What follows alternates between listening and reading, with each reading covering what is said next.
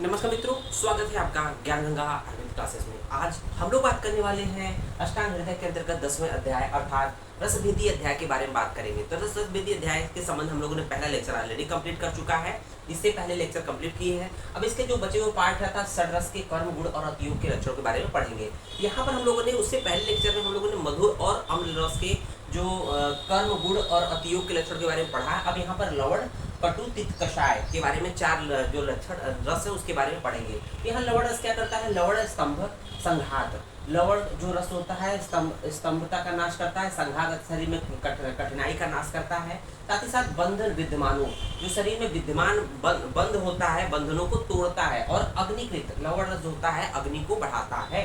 उस पर देखेंगे स्नेहन करता है अर्थात स्निग्धता लाता है, स्वेदन करता है, तीक्ष्ण होता है, रोचन अर्थात शरीर में रुचि उत्पन्न करता है, खाने में रुचि उत्पन्न करेगा। तो देखते होंगे नमक कम रहता तो हम लोग को टेस्ट नहीं मिलता है, तो उसको नमक डालना पड़ता है, तो रुचि उत्पन्न करता है। छेदन भेदन इसके कर्म होते हैं। अब इसके अधिक मात्रा में प्रयोग करने से क्या हो सकता है? तो इंपॉर्टेंट पॉइंट है, ध्यान दीजिएगा कि अस्त्र पवनम, अस्त्र का मतलब होता है रक्त, पवन का मतलब होता है वात अर्थात वात रक्त जैसी व्याधि उत्पन्न करता है। साथ ही साथ खलती, खलती का मतलब होता है बालों का गिरना, खलती का मतलब होता है बालों का गिरना, और पलित का मतलब होता है बालों का असमय सफेद होना, और साथ ही साथ वलित मतलब चेहरे पर झुर्री पड़ना इत्यादि चीजें उत्पन्न होती है। उसके साथ साथ देखेंगे त्रिट अर्थात प्यास, कुष्ठ रोग, विष के वेग को बढ़ाता है, साथ ही साथ विसर्ग का नाश करता है, विसर्ग जैसे व्याधियों को उत्पन्न करता है, और बल का छपयेत बलम अर्थात बल का शमन करता है।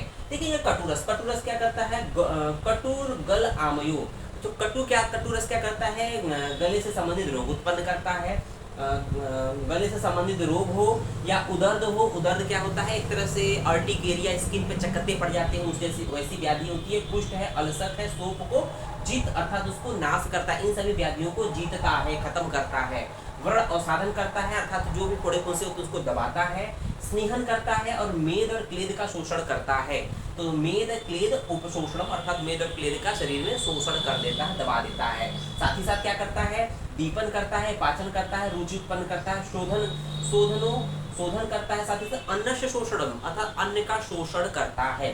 उसको देखेंगे कि छिन्नति बंधान अर्थात जो बंधन होते हैं उसका नाश करता है। स्रोतांश विरोधी जो स्रोतस होते हैं, जो चैनल्स होते हैं, माइक्रो ओपनिंग होते हैं, मैक्रो ओपनिंग होते हैं, उसको बढ़ाता है, मतलब उसको और चौड़ा करता है। विरोधी मतलब उसको और ओपन करता है, बड़ा करता है।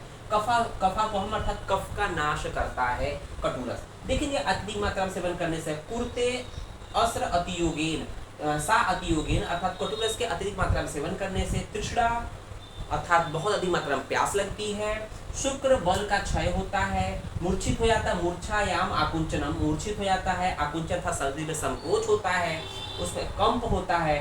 कटी पृष्ठ आदिशु, कटी अर्थात कमर के रोग और पृष्ठ के रोग उत्पन्न होते हैं। तो कटी पृष्ठ आदिशु ये याद रखिएगा, ये एमसीक्यू में पूछे जाते हैं।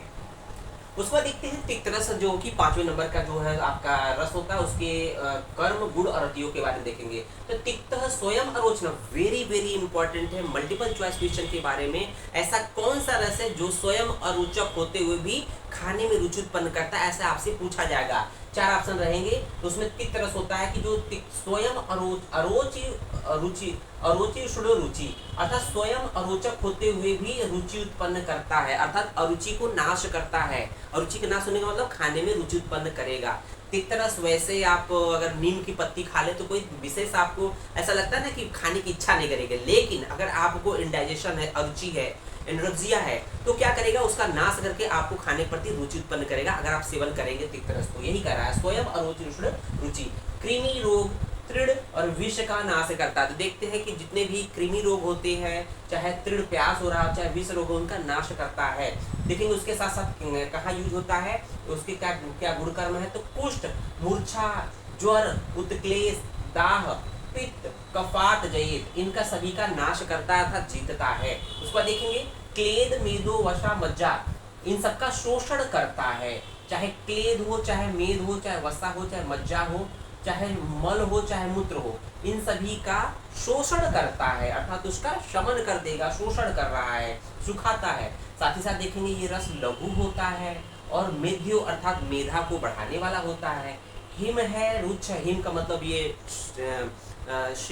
उष्ण नहीं, ये आपका शीत है। रुच्छ होता है स्तन्य कंठ विशोधनम, स्तन्य और कंठ का शोधन करने वाला होता है। तो जो जो माता होती हैं उनको तिक्त, जैसे अगर उसका दुग्ध अच्छा नहीं है, अगर तो उसको दूध का शोधन करना है तो उसको तिक्त रस का सेवन कराया जाता है। साथ ही साथ जिनका गला ठीक नहीं होता है तो गले का शोधन करने के लिए भी तिक्त रस का प्रयोग किया जाता है। जैसे मुलेठी, मुलेठी का प्रयोग आप देखते हैं, मुलेठी मुलेठी जो होती है यूज होती है, हालांकि मुलेठी मधुर रस में आती है लेकिन ये यूज होती है गले से संबंधित। जो गायक होते हैं मुलेठी का प्रयोग हमेशा करते हैं। उसको देखेंगे अत्यधिक मात्रा में प्रयोग करने पर क्या होगा, धातु क्षय अनिल व्याधि नाम अतियोग करोति। अगर अधिक मात्रा में तिक्त रस का सेवन करेंगे तो धातु क्षय, धातु का क्षय होगा, और अनिल व्याधि, अनिल व्याधि मतलब वात रोग की अत्यधिक मात्रा में उत्पत्ति होगी। लास्ट में देखते हैं कषाय रस के गुणकर्म देखेंगे और अतियोग के लक्षण देखेंगे। तो कषाय पित्त कफा, कषाय रस क्या होता है, पित्त और कफ को नाश करता है, पित्त और कफ जैसी व्याधियों का शमन करता है। साथ ही गुरु होता है, और गुरु अस्त्र विशोधनम, रक्त का शोधन ये भी होता है। अस्त्र किसका पर्याय है, अस्त्र बोलते हैं रक्त को, अस्त्र किसको बोलते हैं, रक्त का शोधन करता है। उसके साथ साथ ये पीड़न रोपण शीतन क्लेद मेदो विशोषण, तो पीड़न रोपण किसका करेगा, व्रण का पीड़न और रोपण करेगा। पीड़न का मतलब उसको दबा देगा, और साथ ही साथ उसका रोपण करेगा, उसको हील कर देगा। और शीत होता है, जो कषाय रस होता है वो ठंडा होता है, शीत होता है। क्लेद मेदो विशोषण, और क्लेद और मेद का शोषण करता है। उसको देखेंगे कि आम स्तंभनो, आम को रोकने वाला होता है, आम स्तंभनो मतलब आम को रोकने वाला होता है, आम नहीं उत्पन्न करने देता है। ग्राही होता है, अत्यधिक मात्रा में रुच्छ होता है।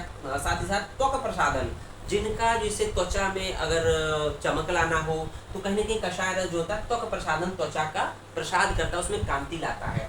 और देखेंगे करोति शीलित, शीलित का मतलब अभ्यास, सो अति, अगर कषाय रस का अत्यधिक मात्रा में अभ्यास किया जाए, सेवन किया जाए तो क्या होगा, सो अति विष्टम्भ, आध्यमान, हृदय रोग, तृण अर्थात प्यास, कार्श अर्थात दुबलापन, पौरुष अर्थात मैथुन शक्ति में कमी, पौरुष भ्रंश अर्थात मैथुन शक्ति में, मैथुन शक्ति का नाश होना, इसको बोलते हैं पौरुष भ्रंश।